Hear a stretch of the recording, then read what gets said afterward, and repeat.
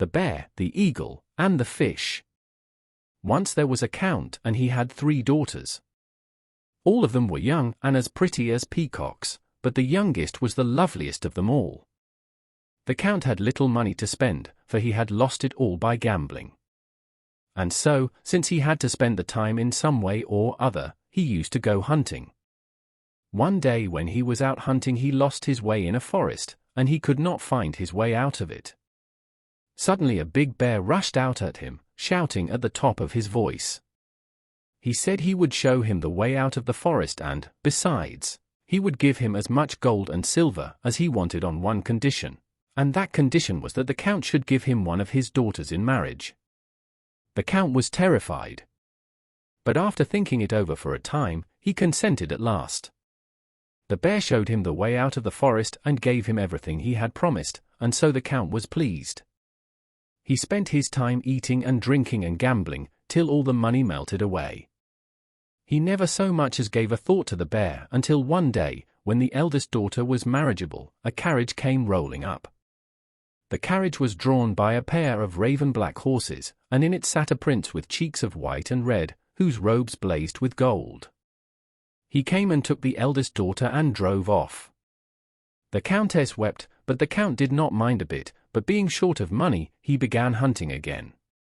One day he lost his way again, and this time an eagle flew down to him and promised to show him the way out of the forest, and to give him heaps of money into the bargain, if he would only give him his second daughter in return. The bargain was made, and the eagle fetched away the second daughter, and only the youngest was left at home. Yet even her the count sold, and it was a fish that got her. So the count and the countess were left alone. They were very sad, but after a time a boy was born to them, and they watched over him like the apple of their eye. When the boy was grown up, he saw that the countess looked sad sometimes, and he gave her no rest till she had told him everything. When he had heard the story, he put his best clothes on, took his sword, mounted his horse, and said goodbye to his parents, telling them that he was going to search for his lost sisters. So he rode on till he came to the eldest sister.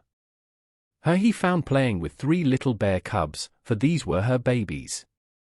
He met his brother-in-law, who gave him 3 hairs and told him to rub those hairs with his fingers if he found himself in any difficulty. Then he went to the second sister, and found her with 2 eaglets and the old eagle, his brother-in-law, as well. The eagle gave him 3 feathers, saying they would be of help to him in time of need. He thanked the eagle for that and went on his way, and at last he came to his youngest sister. It was not so easy to get to her, for she dwelt under the water, and he had to drop into her house through the chimney. He would have missed the chimney if it hadn't been for the smoke from it. It was bluish smoke, hardly visible.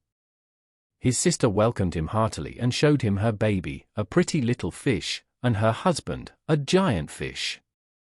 The lad got 3 fish scales from the husband to use in time of trouble. He learned that the bear and the eagle were the brothers of the fish.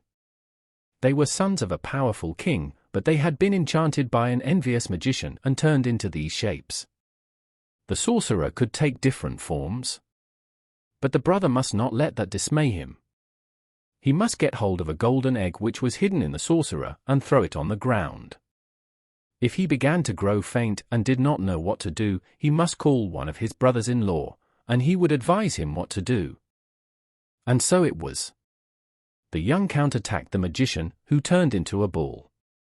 But the young count was not afraid. He rubbed the bear's hair. The bear came running up and tore the bull in pieces.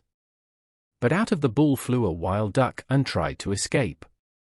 Then the count thought of the eagle feathers, and immediately the eagle flew up, and he tore the duck to pieces. But a golden egg fell from the duck, and it rolled into the pond. But that too was of no avail, for the count rubbed the fish scales, and after a while the fish threw the egg upon the bank. The count caught it and flung it to the ground so that it was smashed into many pieces. At once all around was changed. The pond turned into a meadow upon which a beautiful castle was shining. The castle was full of servants, and the 3 princes, with their wives and children, were just walking out of it. All were overjoyed to be so happily delivered, and, when they had enough of rejoicing, they started off to find their parents.